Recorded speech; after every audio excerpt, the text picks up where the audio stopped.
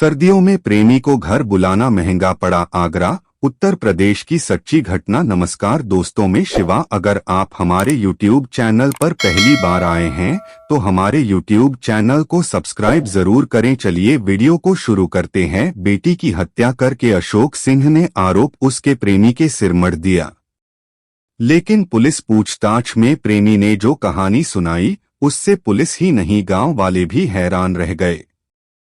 रात के यही कोई 11 बजे आगरा के थाना एतमादपुर के गांव चौगान से जिला नियंत्रण कक्ष को फोन द्वारा सूचना दी गई कि गांव के अशोक सिंह के घर हथियारों से लैस कुछ बदमाश लूटपाट के इरादे से घुस आए थे। घर वालों ने बदमाशों से मोर्चा लिया तो बदमाश भाग निकले, लेकिन लूटपाट का विरोध करने की वजह से जाते जाते बदमाशों ने अशोक सिंह की बड़ी बेटी को गोली मार दी है, जिसकी तुरंत मौत हो गई है। बाकी बदमाश तो भाग गए, लेकिन एक बदमाश को उन लोगों ने बंधक बना लिया है। खबर सनसनीखेज थी, लिहाजा पुलिस कंट्रोल रूम ने तुरंत इस खबर को पूरे जिले में प्रसारित कर दी। चौगान गांव थाना एतमादपुर के अंतर्गत आता था, इसलिए गश्त पर निकले एतमादपुर के थाना प्रभारी अमित कुमार ने जीप में लगे वायरलेस सेट से जैसे ही लूटपाट के इरादे से की गई हत्या की खबर सुनी, तत्काल चौगान गांव के लिए रवाना हो गए। उस समय उनके साथ 6 सिपाही थे। जीप से ही उन्होंने फोन द्वारा इस घटना की सूचना पुलिस चौकी छलेसर के प्रभारी टोडी सिंह को देकर चौगान पहुंचने के लिए कह दिया था। पुलिस को अशोक सिंह का घर ढूंढने में ज्यादा देर नहीं लगी। गोलियों की आवाज और चीख चिल्लाहट से पूरा गांव जाग चुका था, इसलिए गांव में घुसते ही गांव वालों ने पुलिस को अशोक सिंह के घर पहुंचा दिया था। गांव वालों के साथ घर के बाहर खड़े अशोक सिंह अपनी लाइसेंसी रिवाल्वर के साथ पुलिस का इंतजार कर रहे थे। घर के अंदर से रोने की आवाजें आ रही थीं। अशोक सिंह के अन्य भाई भतीजे भी वहां मौजूद थे। अशोक सिंह के जिस मकान में डकैती पड़ी थी वह 6 से 7 कमरों का एक मंजिला मकान था। उनका यह मकान चारों ओर से बंद था, लेकिन छत से होकर मकान के अंदर आसानी से जाया जा सकता था, क्योंकि छत पर जाने की सीढ़ियां बाहर से बनी थीं। पुलिस मकान के अंदर पहुंची तो देखा कि छत पर आंगन की ओर लगी रेलिंग से बंधी एक साड़ी लटक रही थी। पुलिस को अंदाजा लगाते देर नहीं लगी कि किसी बदमाश के इसी साड़ी के सहारे नीचे आकर बाकी बदमाशों के आने के लिए दरवाजे की कुंडी खोली होगी। पूछताछ में अशोक सिंह ने बताया, साहब, मैं अपनी पत्नी कमला देवी के साथ अपने कमरे में सो रहा था तो मेरे दोनों बेटे सचिन और विपिन अपने अपने कमरों में सो रहे थे। एक कमरे में मेरी 2 बेटियां सो रही थीं। चूंकि बड़ी बेटी प्रतियोगी परीक्षाओं की तैयारी कर रही थी, इसलिए वह देर रात तक जागकर पढ़ाई करती थी। इसी वजह से वह अकेली अलग कमरे में सोती थी। रात 11:15 बजे के आसपास मैंने बड़ी बेटी रुचि के चीखने की आवाज सुनी तो तुरंत कमरे से बाहर आ गया। वही आवाज सुनकर मेरे बेटे भी अपने अपने कमरे से बाहर आ गए थे। रुचि के चीखते ही तड़ातड़ गोलियां चली थीं। उसके साथ एक बार फिर रुचि चीखी थी। गोलियां चलाने वाले मुख्य दरवाजे की ओर भाग रहे थे, क्योंकि वे जान गए थे कि अब उनका मकसद पूरा नहीं होगा। तभी मेरी नजर रुचि पर पड़ी, जो गोलियों से घायल होकर आंगन में गिरी पड़ी थी। बाकी बदमाश तो भाग गए, लेकिन एक बदमाश नहीं भाग सका। उसे हमने हथियारों के बल पर कमरे में बंद कर दिया है। मामला काफी गंभीर था। आंगन में एक जवान लड़की की लाश पड़ी थी। उसके शरीर से अभी भी खून बह रहा था। आंगन की ओर दीवारों पर गोलियों के कुछ निशान नजर आ रहे थे। माना गया कि बदमाशों ने अंधाधुंध गोलियां चलाई होंगी, जिससे कुछ गोलियां दीवारों पर जा लगी थीं। घटना की सूचना थाना प्रभारी अमित कुमार ने पुलिस अधिकारियों को भी दे दी थी। इसी सूचना के आधार पर डीआईजी विजय सिंह मीणा, वरिष्ठ पुलिस अधीक्षक शलभ माथुर, पुलिस अधीक्षक ग्रामीण पश्चिम बबीता साहू, क्षेत्राधिकारी अवनीश कुमार गांव चौगान पहुंच गए थे। इन अधिकारियों ने भी घटनास्थल का बारीकी से निरीक्षण करने के साथ अशोक सिंह तथा घर के अन्य लोगों से घटना के बारे में पूछताछ की। बंधक बना बदमाश अभी तक कमरे में बंद था। उसने अंदर से कुंडी लगा रखी थी। बदमाश के पास कोई भी हथियार हो सकता था। इस स्थिति में पुलिस ने उसे रात में निकालना उचित नहीं समझा, क्योंकि पुलिस का मानना था कि वह अपनी जान बचाने के लिए पुलिस पर भी हमला कर सकता है। पुलिस ने सुबह तक का इंतजार करना उचित समझा। सवेरा होने पर खिड़की और झरोखों से देखकर यह निश्चित कर लिया गया कि बंधक बनाए गए बदमाश के पास कोई हथियार नहीं है, तो पुलिस ने उससे दरवाजा खोलने को कहा। वरिष्ठ पुलिस अधिकारियों की उपस्थिति में जान की भीख मांगते हुए बदमाश ने दरवाजा खोल दिया। कमरे से निकला बदमाश 24 से 25 साल का हट्टा-कट्टा नौजवान था। बदमाश के बाहर आते ही पुलिस उसके साथियों के नाम पते पूछने लगी तो उसने रोते हुए कहा, साहब मुझे थाने ले चलो, क्योंकि यहाँ मेरी जान को खतरा है। थाने में मैं सब कुछ बता दूंगा। क्षेत्राधिकारी अवनीश कुमार ने बदमाश का मुंह ढककर जीप में बैठाया और थाना प्रभारी अमित कुमार की देखरेख में उसे थाना एतमादपुर ले जाने के लिए कहा।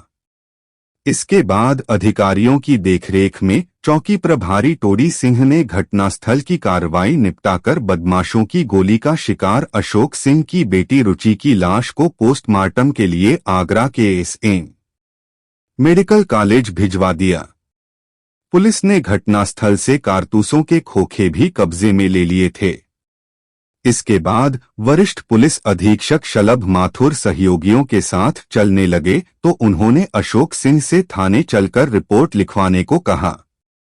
तब उसने बड़ी ही लापरवाही से कहा, सर आप चलिए, मैं घर वालों को समझा बुझाकर थोड़ी देर में आता हूं। अशोक सिंह का यह जवाब वरिष्ठ पुलिस अधीक्षक शलभ माथुर की समझ में नहीं आया, जिसकी बेटी को बदमाशों ने मार दिया था और एक बदमाश पकड़ा भी गया था। इसके बावजूद भी वह आदमी मुकदमा दर्ज कराने में ही लाहवाली कर रहा था। वह उसे साथ ले जाना चाहते थे, इसलिए उन्होंने कहा, देखो रिपोर्ट जितनी जल्दी लिख जाएगी पुलिस उतनी ही जल्दी कार्रवाई शुरू कर देगी। तुम्हारी बेटी के हत्यारों को पकड़ना भी है। बिना रिपोर्ट लिखे पुलिस कोई भी कार्रवाई करने से रही, इसलिए जितनी जल्दी हो सके तुम्हें थाने चलकर रिपोर्ट लिखा देनी चाहिए। वरिष्ठ पुलिस अधीक्षक की इस बात का अशोक सिंह पर कुछ असर पड़ा। उसने अपने भाइयों, पत्नी और बेटों से कुछ सलाह-मशविरा किया और फिर पुलिस के साथ थाने आ गया। उसी के साथ गांव के तमाम अन्य लोग भी उस बदमाश को देखने थाने आ गए थे। पुलिस ने पहले तो गांव वालों को थाना परिसर से बाहर निकाला, क्योंकि वे बदमाश को सामने लाने की बात कर रहे थे।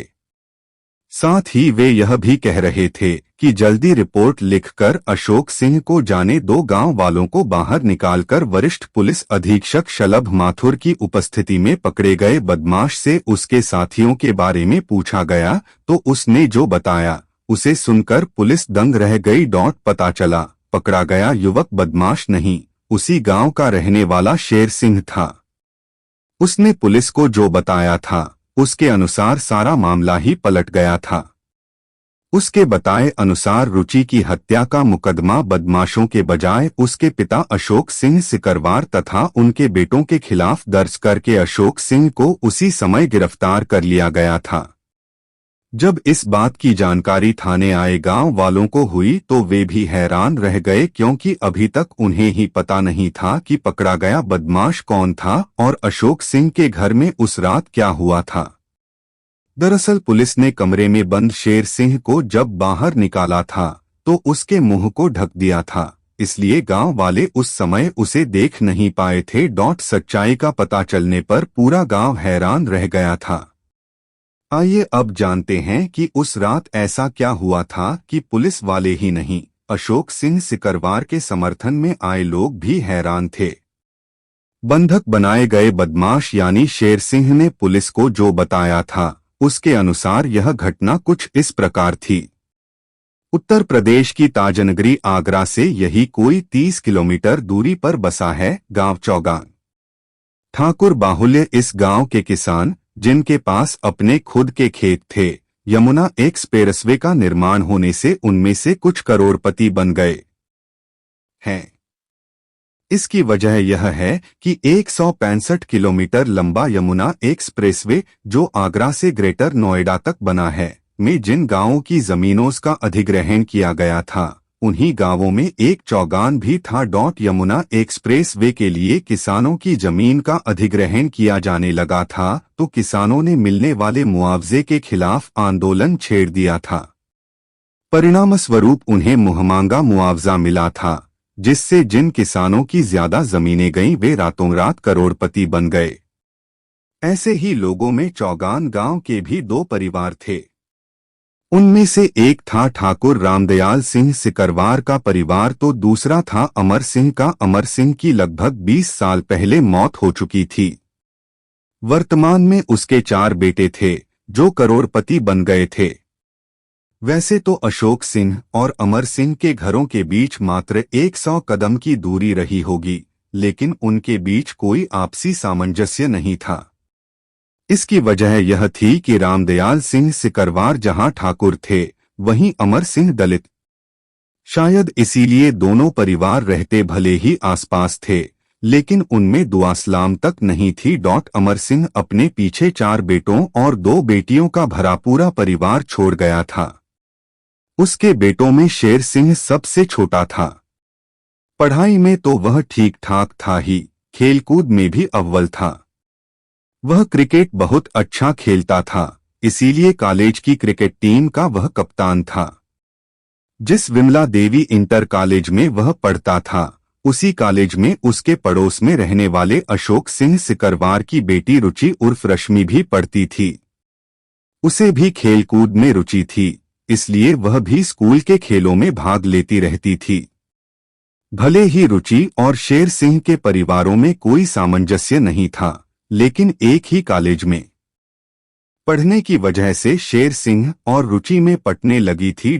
साथ आने जाने और खेल के मैदान में मिलते रहने की वजह से रुचि और शेर सिंह के बीच कब प्यार पनप उठा, उन्हें पता ही नहीं चला। हंसी मजाक और छेड़छाड़ में उनका यह प्यार बढ़ता ही गया। जब उन्हें लगा कि मिलने के दौरान वे पूरी बातें नहीं कर पाते, तो उन्होंने बातें करने के लिए मोबाइल फोन का उपयोग करना शुरू कर दिया। फिर तो उनके बीच रात को लंबी लंबी बातें होने लगीं। शेर सिंह के पास अपनी मोटरसाइकिल थी, इसलिए रुचि कभी कभार उसकी मोटरसाइकिल पर बैठकर उसके साथ आगरा घूमने जाने लगी। ऐसे में ही रुचि और शेर सिंह का प्यार शारीरिक संबंध में बदल गया। दोनों घर के बाहर तो मिलते ही थे, मौका देखकर रुचि शेर सिंह को अपने घर भी बुला लेती थी। इसमें मोबाइल फोन उनकी पूरी मदद करता था। रुचि जब भी घर में अकेली होती, फोन करके शेर सिंह को बुला लेती। रुचि की दोनों बहनें एक ही कमरे में एक साथ सोती थीं, जबकि रुचि पढ़ाई के बहाने अलग कमरे में अकेली ही सोती थी। क्योंकि अकेली होने की वजह से रात में उसे शेर सिंह से बातें करने में कोई परेशानी नहीं होती थी। एक समय ऐसा आ गया, रुचि रात को घर वालों की उपस्थिति में ही रात को शेर सिंह को अपने घर बुलाने लगी। उसी बीच गांव के किसी आदमी ने रुचि के पिता अशोक सिंह सिकरवार को बताया कि उसने उनकी बड़ी बेटी रुचि को गांव के ही शेर सिंह की मोटरसाइकिल पर बैठकर शहर में घूमते देखा है। अशोक सिंह के लिए यह बहुत बड़ा झटका था। जिस घर परिवार से कोई राहरीति न हो, उस घर के लड़के के साथ बेटी के घूमने का मतलब वह तुरंत समझ गए उनकी बेटी गांव के ही दलित लड़के के साथ घूम रही है। यह सुनकर उनका खून खौल उठा। अशोक सिंह ने तुरंत अपने भाइयों को बुलाया और दरवाजे पर कुर्सियां डालकर बैठ गए। थोड़ी देर बाद रुचि लौटी तो सिर झुकाए सीधी घर की ओर चली जा रही थी। उसके हाव भाव से ही लग रहा था कि वह कोई गलत काम करके आई है और घर वालों से नजरें छिपा रही है। रुचि घर में घुसती उसके पहले ही अशोक सिंह ने कहा, रुचि जरा इधर तो आना। रुचि उनके सामने आकर खड़ी हो गई। जब उसकी नजरें पिता से मिली तो उसकी तो जैसे हलक ही सूख गई। नजरों से ही उसने भांप लिया कि पिता गुस्से में हैं। वह रुचि से कुछ कहते उनके भाई ने कहा, इसे जाने दो, इससे घर के अंदर चलकर बात करेंगे। रुचि चुपचाप घर चली गई, लेकिन वह समझ गई कि आज का दिन उसके लिए ठीक नहीं है। उसकी यह आशंका तब और बढ़ गई जब उसके घर के अंदर आने के 10 मिनट बाद ही बाहर से शेर सिंह के रोने चीखने की आवाजें आती उसे सुनाई दीं। दरअसल शेर सिंह रुचि को गांव के बाहर अपनी मोटरसाइकिल से उतार कर रुक गया था, जिससे गांव वालों को यही लगे कि दोनों आगे पीछे आए हैं। रुचि घर पहुंच गई होगी, यह सोचकर वह अपने घर जाने लगा तो अशोक सिंह ने आवाज देकर उसे बुला लिया। वह जैसे ही उनके पास पहुंचा, तीनों भाई लाठी डंडा लेकर उस पर पिल पड़े। वह बचाव के लिए चिल्लाता रहा, लेकिन किसी की क्या कहें, उसके भाइयों तक की हिम्मत नहीं पड़ी कि वे उसे बचाने आते। अशोक सिंह और उनके भाई मारपीट कर थक गए तो उसके भाइयों से कहा कि इसे उठा ले जाओ। भाइयों ने शेर सिंह को घर लाकर इस मारपीट की वजह पूछी तो उसने सच न बताकर कहा कि वह उधर से गुजर रहा था। तभी अशोक ने उसे रोक लिया और भाइयों के साथ पिटाई करने लगा। शेर सिंह के भाई भी पैसे वाले थे, उन्होंने सच्चाई का पता लगाने के बजाय शेर सिंह को साथ ले जाकर पुलिस चौकी पहुंचे और अशोक सिंह तथा उसके भाइयों के खिलाफ मारपीट की तहरीर दिलवा दी। पुलिस ने अशोक सिंह को चौकी पर बुलवाकर मारपीट की वजह पूछी तो अशोक सिंह ने जो बताया उससे शेर सिंह के भाइयों को भी सच्चाई का पता चल गया। सच्चाई पता चलने पर पुलिस ने इस मामले में कोई कार्रवाई इसलिए नहीं की गांव की बात है, आपस में मामला सुलझ जाएगा। पुलिस ने कोई कार्रवाई नहीं की तो शेर सिंह को गुस्सा आ गया। इतनी मारपीट के बाद उसे रुचि से दूर हो जाना चाहिए था, लेकिन ऐसा नहीं हुआ। शेर सिंह इस मारपीट का बदला रुचि से शारीरिक संबंध बनाकर लेने लगा। रुचि बीएससी सेकेंड ईयर में पढ़ रही थी, जबकि शेर सिंह ने पढ़ाई छोड़कर छलेसर चौराहे पर जनरल स्टोर की दुकान खोल ली थी। अशोक सिंह ने अपने मकान की छत पर आने जाने के लिए घर के बाहर से सीढ़ियां बनवा रखी थीं, इसलिए उनकी छत पर जाना तो आसान था, लेकिन घर के अंदर उतरने की कोई व्यवस्था नहीं थी। इसलिए शेर सिंह ठंड की रातों में रुचि से मिलने उसके घर जाता था तो बाहर से बनी सीढ़ियों से छत पर चढ़ जाता था। नीचे उतरने के लिए रुचि नीचे से साड़ी या रस्सी फेंक देती थी, जिसे आंगन की ओर बनी रेलिंग में बांधकर शेर सिंह नीचे आंगन में उतर आता था। उसके बाद रुचि उसे अपने कमरे में लेकर चली जाती थी।